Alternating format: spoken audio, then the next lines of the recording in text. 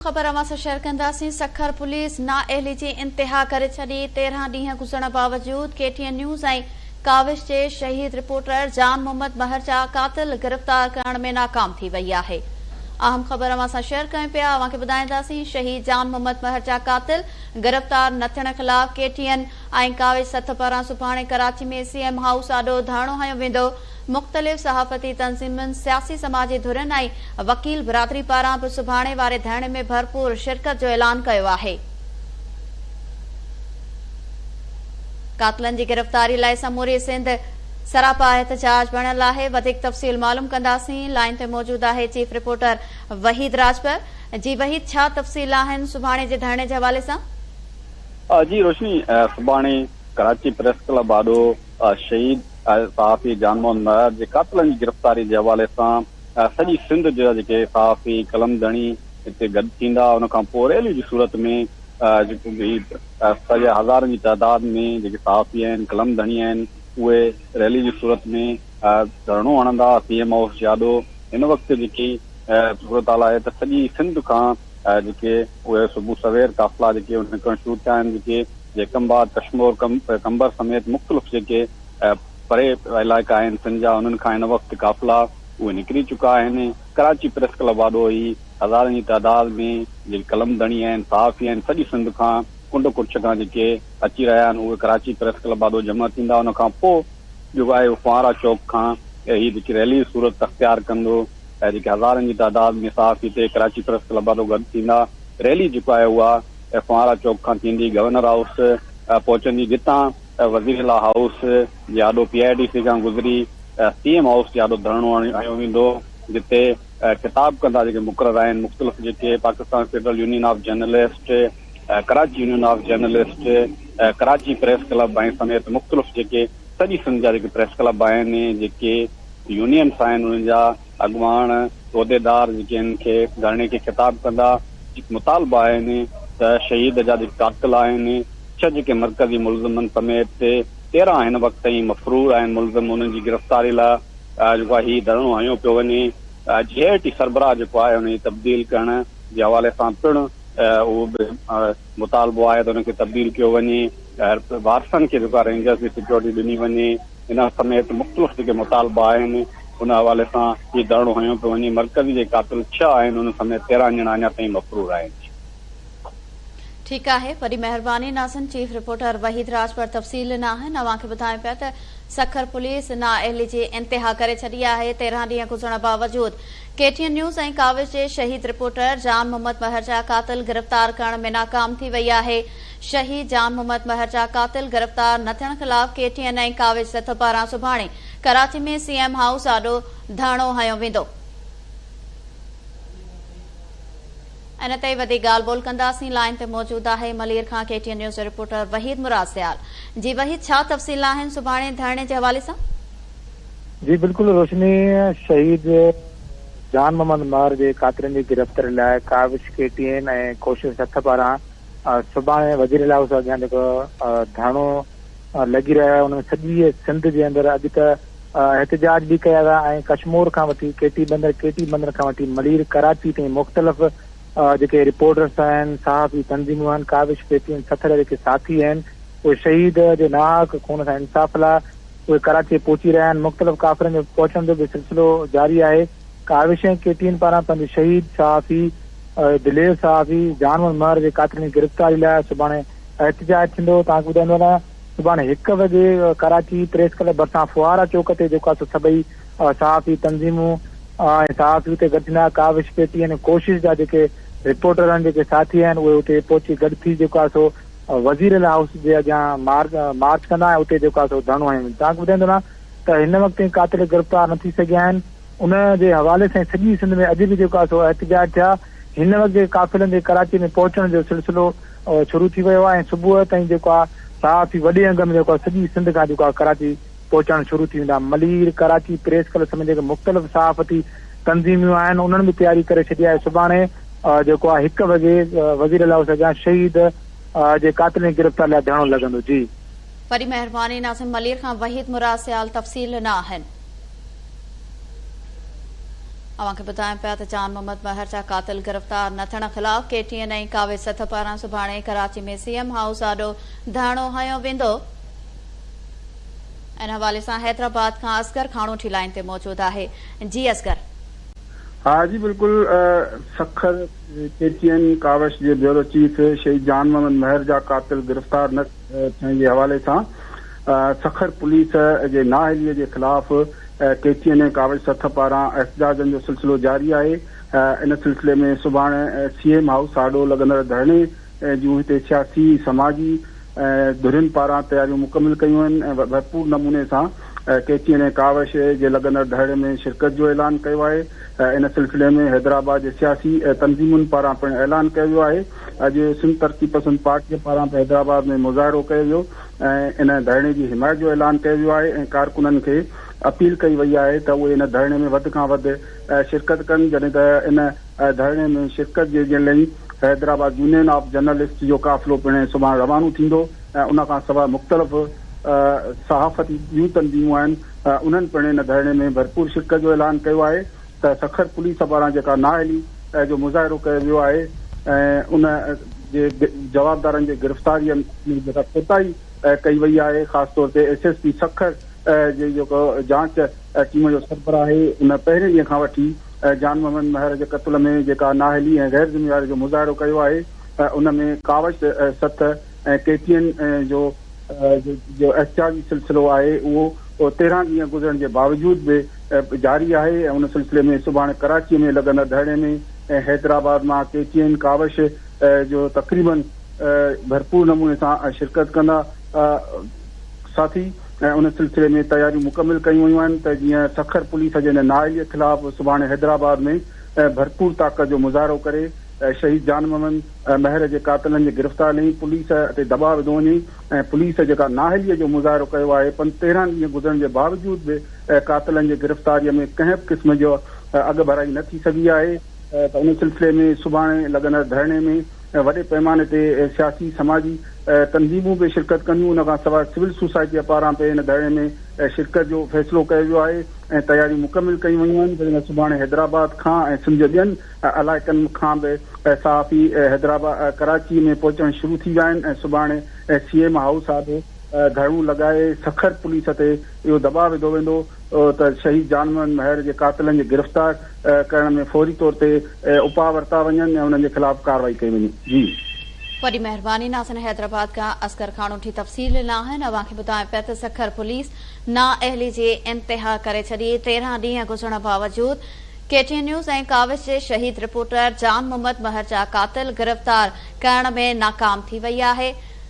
वधीक तफ़सील मालूम कंदासीं। लाइन ते मौजूद आहे अनस घांगरो। जी अनस, छा तफ़सील आहिनि?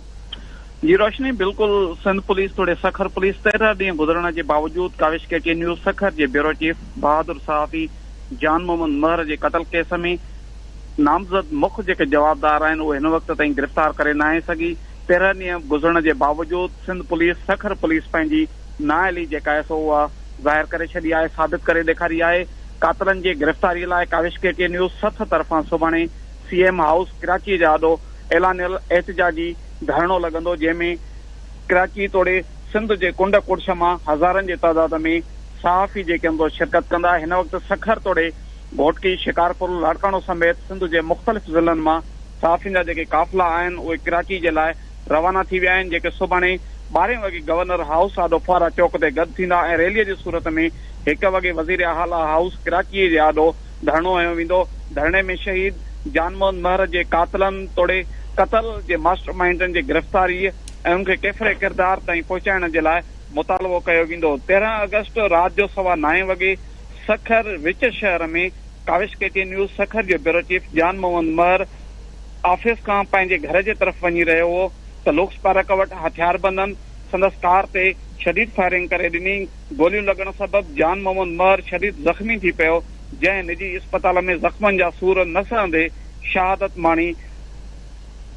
13 ॾींहं अॻु ई सखर जे C सेक्शन थाणे ते शहीद जान मोहम्मद महर जे कत्ल केस में नामज़द 6 सुञातल 3 नामालूम ऐं 7 जेके आहिनि सो सहूलियतकारनि खे नामज़द कयो वियो। सखर पुलिस पंहिंजी नाअहली ज़ाहिर करण छॾी आहे। मुख्य जेके कातिल आहिनि उहे गिरफ़्तार करे न आहे सघी। सिर्फ़ 3 सहूलियतकार गिरफ़्तार करे उन्हनि जो 2 भेरा 6 ॾींहनि जो रिमांड वरितो वियो आहे। अदालत पारां गुज़रियल ॿुधणीअ ते सखर पुलिस खे डायरेक्शन ॾिनी वई हुई त क़तल केस में जेके ॿिया रूपोश जवाबदार आहिनि उन्हनि खे बि गिरफ़्तार करे अदालत में पेश कयो वञे। 13 ॾींहं गुज़री चुका आहिनि। सिंध पुलिस तोड़े सिंध हुकूमत निगरान हुकूमत हिन वक़्त ताईं शहीद जान मोहन महर जे क़तल में जेके मुलविस मुख्य किरदार आहिनि उन्हनि खे गिरफ़्तार करे नाहे सघी। शहीद जान मोहन महर जे क़तल जे ख़िलाफ़ सखर समेत सॼे सिंध में एहतिजाजनि जो सिलसिलो जारी आहे।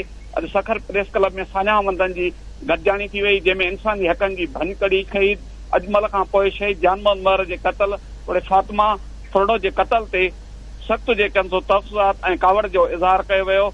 जॾहिं त सहाफ़ियुनि, सिविल सोसाइटी, शहरनि ऐं सान्याहमंदनि पारां सखर में अॼु धार धार एहतिजाजी रैलियूं कढी वयूं ऐं इहो शोधा यादगार वारे जॻह ते मेणबतियूं ॿारे ॾिया रोशन करे गुल निशावर करे शहीद जान मोहन महर खे भेटा पेश कई वई ऐं ऐलान कयो वियो त सुभाणे हू CM हाउस कराची आॾो काविश KTN न्यूज़ जे सत ते ऐलानियल धरणे में शिरकत कंदा। लेकिन बदकिस्मती आहे जो सिंध जो वॾो मुल्कगीर सतह जो सहाफ़ी काविश KTN न्यूज़ सखर जो ब्यूरो चीफ एंकर पर्सन जान मोहम्मद महर जे कातिल जेके आहिनि सो हिन वक़्त ताईं पुलिस गिरफ़्तार करण में नाकाम थी वई आहे। पर पुलिस तरफ़ां हिन वक़्त ताईं का बि क़तल केस में वधीक अॻुवाराई नथी सघी आहे। न वरी पुलिस तरफ़ां कातिलनि जे गिरफ़्तारीअ लाइ के छापा हया विया आहिनि, न वरी जेके आहिनि सो के चढ़ायूं कयूं आहिनि। जॾहिं त जवाबदारनि तरफ़ां शहीद जान मोहन महर जे वॾे भाउ तोड़े वारसनि खे जेके आहिनि सो मुख़्तलिफ़ तरीक़नि सां धमकियूं ॾिनियूं पयूं वञनि।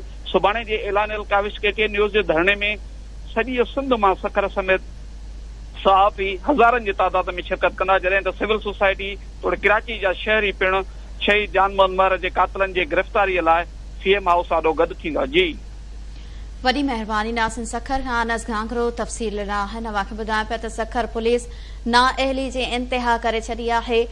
13 ॾींहं गुज़रण बावजूद KTN न्यूज़ ऐं काविश जे शहीद रिपोर्टर जान मोहम्मद महर जा कातिल गिरफ़्तार करण में नाकाम थी वई आहे। अवांखे ॿुधायो पिया त सखर पुलिस नाअहली जी इंतिहा करे छॾी आहे। 13 ॾींहं गुज़रण बावजूद KTN न्यूज़ ऐं काविश जे शहीद रिपोर्टर जान मोहम्मद महर जा कातिल गिरफ़्तार करण में नाकाम थी वई आहे। इन हवाले सां लाड़काणो खां सर्कस सदायो लाइन ते मौजूद आहे। जी सर्कस, छा तफ़सील आहिनि? जी रोशनी, बिल्कुल सखर पुलिस नाअहलीअ जी इंतिहा करे छॾी आहे। शहीद जान मोहम्मद महर जे शहादत वारे वाक़े खे 13 ॾींहं थी विया, पर हिन वक़्त ताईं जेके मुख्य कातिल आहिनि उहे गिरफ़्तार न थी सघिया आहिनि ऐं पुलिस जेके 3 जवाबदार गिरफ़्तार कया आहिनि 2 भेरा उन्हनि जो रिमांड वरितो वियो आहे। बाक़ी जवाबदारनि जी गिरफ़्तारी जे लाइ कंहिं बि क़िस्म जी का कोशिश बि न कई वई आहे। फर्ज़ कर ईअं थिए अगरि रोशनी त जवाबदारनि जी गिरफ़्तारी जे लाइ भली खणी ॾेखाव जे ख़ातिर पुलिस किथे रेड करे हा या किथे वञे हा, पर एतिरो बि पुलिस खां न थियो आहे जो उन्हनि जवाबदारनि जी गिरफ़्तारीअ लाइ किथे रेड कयो वञे। त को बि जवाबदार गिरफ़्तार न थी सघियो आहे। जेका इन्वेस्टिगेशन आहे उहा बि अञा ताईं उते जो उते आहे। अञा ताईं हिन वक़्त ताईं ख़बर पए थी त अञा ताईं मशीरनामा जेके आहिनि उहे ई मुकमल तौर ते न ठाहिया विया आहिनि, न वरी कागज़नि जो जेको आहे सो पूरा कयो वियो आहे। त जेका इन्वेस्टिगेशन आहे उहा बि ॼण की न जहिड़ी आहे ऐं जांच टीम जेका जुड़ी वई IG सिंध जे तरफ़ां उन्हनि जी हिकिड़ी जेका मीटिंग आहे उहा सखर में थी। उन खां पोइ वरी जांच कमेटीअ जी ॿी मीटिंग में न थी आहे, न वरी उन जांच कमेटी जे तरफ़ां वधीक कंहिं क़िस्म जी का कार्रवाई कई वई आहे। शहीद जान मोहम्मद महर जे वारसनि इहो चयो हुयो त जेका IO आहे केस जो उहो इंस्पेक्टर लेवल जो आहे, घटि में घटि उहो को DSP सतह जो ऑफिसर रखियो वञे त जेको मक़ामी सतह ते केस जी इन्वेस्टिगेशन करे पियो ऐं उहो ई जेको आहे जांच कमेटीअ सां बि राब्ते में हुजे। ऐं JIT जेका जुड़ी वई घरू खाते जे तरफ़ां उनजो सरबराह SSP सखर हो, उनखे बि चेंज न कयो आहे हिन वक़्त ताईं। पर शायदि पुलिस जी दिलचस्पी इन करे बि नाहे त SSP सखर जेको आहे उहो लीव ते वञे पियो, मोकल ते वञे पियो ऐं शायदि 2 ॾींहनि में हू रिलीव बि थी वेंदो। त हिन केस सां हुनजी कंहिं बि क़िस्म जी का दिलचस्पी SSP सखर जी असांखे नज़र न आई आहे, जंहिंजे करे सहाफ़ती हल्कनि में या शहीद जान मोहम्मद महर जा जेके वारिस आहिनि कातिल जी गिरफ़्तारी जे हवाले सां उन्हनि वटि सख़्त ॻणतीअ वारी लहर आहे। सुभाणे CM हाउस जे अॻियां KTN काविश 7 पारां जेको सॾु ॾिनो वियो आहे धरणे जो, उन में शिरकत करण जे लाइ सिंध जे मुख़्तलिफ़ शहरनि मां जेके सहाफ़ियुनि जा काफ़िला आहिनि या जेके सहाफ़ी उतां निकितल आहिनि उन्हनि मां केतिरा त अॼु कराची पहुची विया आहिनि, बाक़ी सुभाणे बि पहुचंदा। 12 वॻे प्रेस क्लब वटि गॾु थियण जो सॾु ॾिनो वियो आहे ऐं उन खां पोइ उतां एहतिजाजी रैली जे सूरत में सीएम हाउस पहुची उते धरणो हयो वेंदो जेको अणॼाणियल मुदे ताईं थी सघे थो या वरी जेकॾहिं के ॻाल्हियूं थियनि थियूं त उहो ख़तम बि थी सघे थो।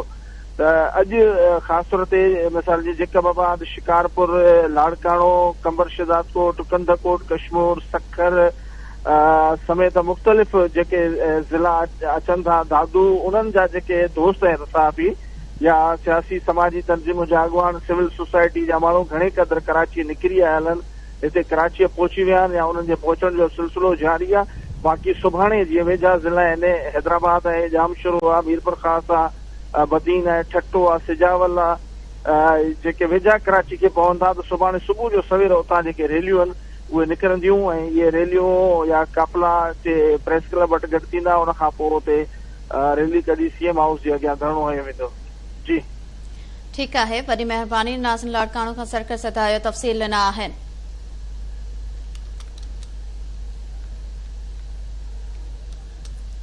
अव्हांखे ॿुधायां पिया त सखर पुलिस नाअहली जी इंतिहा करे छॾी आहे। 13 ॾींहं गुज़रण बावजूद KTN न्यूज़ ऐं काविश जे शहीद रिपोर्टर जान मोहम्मद महर जा कातिल गिरफ़्तार करण में नाकाम थी वई आहे।